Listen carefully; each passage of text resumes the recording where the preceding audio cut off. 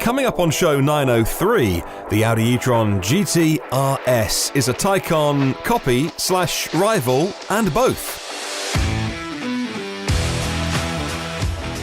Also today, Germany's largest fast-charging hub opens. Nissan Leafs are still the most popular used EV, and a rotary engine as a range extender in Mazdas. Well, good morning, good afternoon, or good evening, wherever you're listening around the world. Welcome to EV News Daily for what happened on Thursday, the 8th of October. My name is Martin Lee, and I go through every EV story so you don't have to. Now, if you've been listening to this podcast for a while and you'd like to support the show but don't want to do the whole Patreon thing, and I hate to mention it too much anyway, I do have an idea at the end of the podcast, if you keep listening, just an idea to possibly help both of us out. Okay, let's kick off with the headline news today. The Audi e-tron GT and the Audi e-tron GT RS will be revealed next year at the same time, and they will be rivals to the Porsche Taycan Turbo. Now, Audi just released more information about what to expect when those two cars do arrive.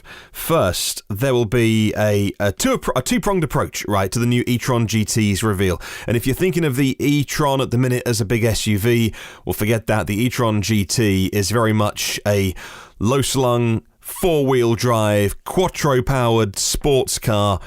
It's basically Audi's version of the Taycan, the Porsche Taycan sports car, the standard bodies, if you like.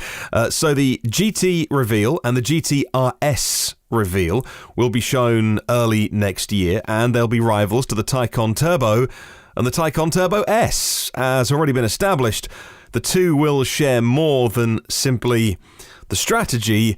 They do share a platform. It's called the J1 platform, of course. Both are owned by the Volkswagen Group. According to evo.co.uk, the car is being developed by Audi Sports Division, and an engineer told Evo that just like Porsche, it was focusing on the reproducibility of performance. Double wishbone suspension, electric torque vectoring, rear wheel steering, very low centre of gravity for a four-seater touring car. The GT should handle as well as the Taycan that it's based on. They should be very, very similar cars, and maybe it'll come down to the Audi being slightly cheaper in price, but not too much, and of course your brand loyalty as well. The interiors are very different. The Porsche Taycan is quite minimalistic by Porsche standards in terms of when you sit inside the Taycan. When you sit inside the Audi e-tron GT and the GT RS, it'll be more of a traditional Audi feel, and Audi saying it's because they don't want to rush people. They don't want to rush their brand fans, those people that have got 100k plus to spend on a car, into a new world of EV. Like, startups can do it, and that's fine, but they want to respect the reason why people love Audis so much and continue to buy them. And so the inside, yeah, it's full of switches and knobs and very traditional things, but looking at the pictures of the show car, which is a prototype, like $5 million. A one-off car got ferried around Los Angeles by LAPD, kind of in front and behind because it's worth so much money. And it was a couple of years ago now that we saw that prototype car. But if they replicate that interior, very, very nice place to be. Very luxurious. I bet it would just eat up mile after mile after mile. Expecting a 90 kilowatt hour battery pack. Expecting 250 miles. Audi say that's the minimum range that they believe is now becoming acceptable to their customers. Moreover, if you can find those faster charging ports, it's got an 800 volt system like the Porsche Taycan, so it will charge. Well, the Taycan is 270 kilowatts, which is crazy fast. But I guess for buyers who are coming to electric cars, not with that whole vocabulary in their head yet, they'll just want to know, how fast can I charge? And the answer is, you'll get to 80%, which frankly, if you're on a high-powered charger, you should be unplugging at 80%, because after that, it slows down the charging to a trickle at the very end. And those chargers are so rare at the moment, frankly, it'd be rude to hog one. If you do want to go to 100%, if you're new to the podcast, and what's the etiquette, you're wondering, find a slower charger and charge at those slow speeds. But if you are on a high-powered charger, please unplug at 80%, unless you need desperately more charge. It'll do that in around 20 minutes. Well, I mean, which is crazy. Like, I'm thinking about my typical motorway service station stop. If you pull in, plug in, go and use the services, maybe a comfort break, eat yourself a cheeky coffee and possibly a donut or not, depending on whether I'm being good, and you're back at your car. I don't think I could do that in 20 minutes unless I was properly hurrying, being like, right, okay, get in the queue for Starbucks, come on, order, collect, go. Like 20 minutes and you're full, like you're 80% and you're off again. You're another 200 miles of driving.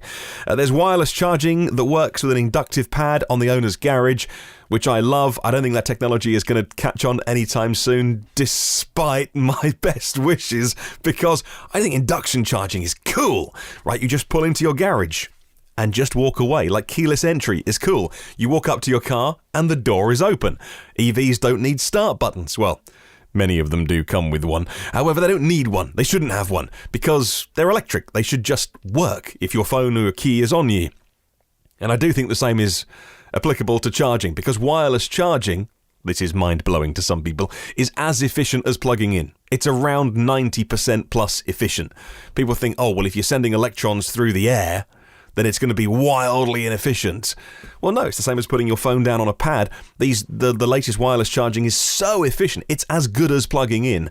I don't think it's ever going to catch on anytime soon, though, because frankly, getting a plug socket and putting it into your car is not the most onerous of things to do.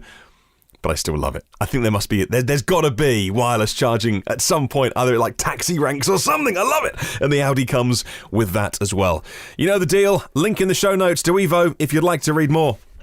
Well, today the fast charging company Fastned opened up their largest charging hub in Germany alongside Tesla. Nice to see a collaboration here. On site, there's a cafe, there's a supercharging station and a Fastned station. At the Fastned station, 8 cars can charge simultaneously at 300 kilowatts. Now, the last I heard, Fastned were busy putting in their 175 kilowatt chargers. And I kind of heard about the 300 stuff, but I hadn't seen pictures of them yet.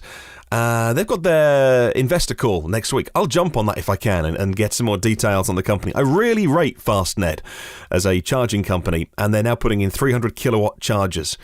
If it's a case of chicken and egg and not everybody agrees with that way of explaining it, they are definitely, what comes first? They're definitely putting the chargers in before the cars are available to take advantage of that, because there's so few cars that can charge. Well, it's the Porsche Taycan, and they can't even charge a 300. So the chargers will be there. It's future-proofed. When the cars come out that can charge that quickly, then the chargers are ready. Fastned has 8 fast charging stations, and Tesla, of course, have 20 supercharging stalls. So 28 stalls at the Kreuzhilden station. I've probably just butchered that place name at the Lada Park. So it can be expanded as well with more fast chargers if they've got the grid connection ready. So in the future, 22 cars can charge simultaneously, not just 8. Fastned has 125 fast charging stations in the Netherlands, Germany, the UK and Belgium. Only a couple here in the UK. Is it more? Newcastle, Sunderland, maybe more, but mainly in mainland Europe. And I just really rate what they're doing as a charging company, their brand, their values. There was a fully charged video, I don't know, last year, a couple of years ago, when Robert and Johnny drove through the Netherlands, and the CEO came out to speak to them as well of Fastned. Seemed like a really switched on guy, talking about trialing battery storage as well so they can dump power into cars. Definitely talking about the places to put them on the side of main routes, with one eye on, what's going to happen in 5 and 10 years. So I rate them very highly. So we will keep an eye on that company. Let's talk about the used car market. In 2020, the bargain basement Nissan Leaf was selling on average for $13,000, $13,054 to be specific, and it had 28% of the US used EV market. Even in Tesla's home state of California, the Leaf is outselling Tesla's lineup, says Quartz website. Well, price is many people's first consideration. The automotive research company IC Cars analysed over 54,000 used EV sales from 2019 to 2020. And the Nissan Leaf is the most popular used EV in 18 of the 25 states, with the highest share of EV sales. There's a function there of price and availability. They've been around a long time. Some of the early ones are very cheap, and there's lots of them. The volume of Tesla models now entering the market is going to change the equation. There's many new Teslas being sold, maybe 500,000 this year. Not all of them are filtering through to the used car market just yet. I mean, Model Y started in... I forget. Was it end of Jan or early Feb? Okay, pre-COVID, but this year. Model 3, only really 3 years old. So those cars, even then, the early Model 3s, will have just have come off some of those finance agreements and getting into the auction houses or used car markets. Maybe some of them going back to Tesla and being resold by them. I'll pop a link in the show notes if you want to read more. Mazda love their wankles. A wankel engine, or a rotary engine, has long been part of their MO, and now they're confirming that their electric car, the MX-30, will be getting a range extender. The CEO, Akira Marimoto, confirmed that Mazda will use a rotary engine in the MX-30. Mazda plans to go the wankel route, as otherwise all electric versions of the MX-30 wouldn't have enough range. The CEO said that it'll begin testing with a small batch of prototypes next year. Blimey, that's a pessimistic phrase. They will begin their testing with a very small batch of prototype cars. Holy moly. Come on, Mazda, pull your finger out. The goal is to have a production version with a range-extending rotary engine on Japanese roads in 2022 sometime, says Autoblog. Mazda says the engine will be compact, have high power output, and be smooth. Well, that is the benefit of a rotary engine. They are smaller, they are very smooth, unlike piston cars, of course. They are combustion cars, and so they're not necessarily anything that I get very excited about, and it being a couple of years away as well. There is an all-electric version of the MX-30 that is on sale, has been for about a month or so here in Europe, but the range is woefully low. I wouldn't even touch it with yours. There's no official plans for Mazda to unleash the MX-30 on the American public yet, and you're lucky, by the way, because... It's nice. It's got those suicide opening doors like the i3. I'm sure they hate me calling that style of door that name, but... It looks great. I think it's stylish. I like the look of it. The tech is pretty good. Interior is nice. Good sized car, but terribly small battery. Mazda aren't committing anything to an electric future apart from a nod to an electric car. I forget the range. What is it? 120 miles on the MX-30? I forget. It just doesn't interest me because it's not even a compliance car. It's just a bad effort at making an EV. But... maybe they'll sell one to somebody, like an uber mega Mazda fan somewhere. We'll see. Let's talk Tesla Gigafactory in Texas. Will include battery cell production, which we knew, sort of. We did know that because Elon said many times that all new Gigafactories will make the cells and make the batteries and make the cars, or vehicles, trucks, on the same site, or at least... at the same factory, and now we know, confirmation, recent filings to the Texas Commission of Environmental Quality have told us something interesting about Tesla's Texas, the Austin Gigafactory, or Giga Austin plans. Based on these documents, Tesla will not only be producing electric vehicles in massive amounts in a big complex, it'll be operating a cell manufacturing unit, says Teslarati website. As noted in a report from the Austin Business Journal, the filing didn't specify if Tesla's making its cells at the original site. Let me explain. Tesla's original Gigafactory or Giga Austin site is 2,100 acres, but they recently bought a new parcel of land quite nearby that's smaller, 381 acres, wasn't it? And there's no, at the minute, clue about which one of those sites will make the cells. The journal sources have pointed to Tesla mining lithium somewhere in Austin. So could it be for that? Despite the activity not being mentioned in the filings, Giga Texas is their most ambitious facility yet, with the factory being tasked to build the Cybertruck and the Semi. Some interesting news on the Gigafactory in Texas. They're spending $1.1 billion to begin with, but they've also got incentives. They've got tax breaks that go up to them spending $2 billion. So that might not be as far as they go, but two contractors have been chosen for the initial $1.1 billion Texas Gigafactory. Accelerating their plans, Tesla recently purchased that extra land and appointed two general contractors, according to Construction Dive website. No contractors' names have been announced, but the procurement manager, Jessica Munoz, told a local newspaper that 2 general contractors have now been selected but will be unnamed. The firm is looking for subcontractors. Tesla wants logistics, painting, flooring, fireproofing, interior, plumbing, heating, ventilation and AC guys as well, and girls. Tesla reportedly wants to open the factory on May the 1st next year. Right. Today is October the 8th. Right.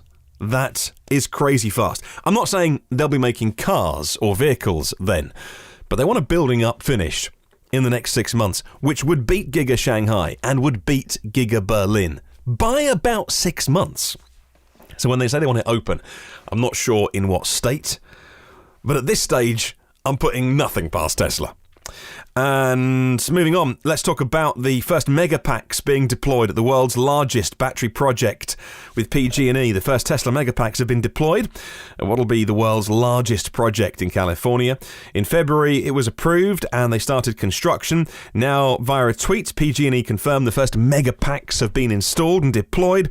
According to Electrek, there will be 256 Megapack battery units, saving the utility company $100 million a year, because batteries are not only better at reacting quicker, but much cheaper than building peaker plants. So when they need that extra burst of energy, those battery plants can react in milliseconds and keep the grid stable and keep the grid on in many places, as we've seen in Australia. SEAT, the Spanish bit of VW, is working on a test centre for batteries, which is interesting news that they're doing it themselves. But when you look at the investment, it's 7 million euros, which is not chump change, but not the biggest amount of money. I'm trying to be generous with what I say here. This new centre will develop energy systems for their electric cars, says Green Car Congress website. The building will be finished next year.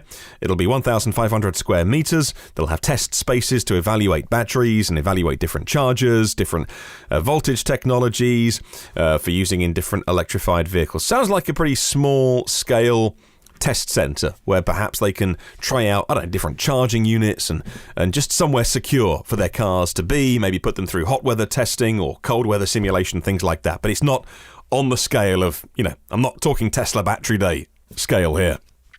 Last story. Lime is adding other companies to their app. The next time you open Lime's smartphone app, you may see a new type of vehicle that is not an electric scooter from Lime. The San Francisco-based company today just announced they're integrating an electric bike startup. They're called Wheels, and they're putting them on their own app so that customers can rent an e-bike from Wheels as easily as they rent an e-scooter from Lime. Says The Verge. Lime plans to add more shared mobility services to their app in coming months as they want to become a provider and platform for electric transport. The ultimate goal, according to Lime, is to own the electric light vehicle trips which happen under 5 miles. Well, the e-bike scheme called Wheels is now in the Lime app if you're in Austin, Miami, Seattle and Berlin. To rent a Wheels bike, you open the app, scan the QR code on the handlebar as you do with a scooter, and nearby vehicles appear on the map along with pricing. I'll pop a link to The Verge in the show notes, and that is your show for today. So, yeah, like I mentioned, if you'd like to help me out on the podcast, I mentioned the Patreon thing, but you don't necessarily want to do that every month, and it's fine. We've had COVID this year. I never, ever want to think that I'm pressuring anybody into anything. This podcast will always be free to listen to. And this one is for my British listeners. If you're anything like me, I moved electricity company recently, but it's one of the things that I'd been meaning to get round to for ages. It was on my list. I knew I was on an uncompetitive deal, or I suspected I was on an uncompetitive deal, or I was on a fixed term that had expired, and I just never got round to it. It's one of those things that was on my list that I just never got round to. And when I did, I kicked myself because it was literally a 5-minute job. I did it on my phone when we were watching TV in the evening and the little fella was in bed and we were just sitting on the sofa. It took 5 minutes.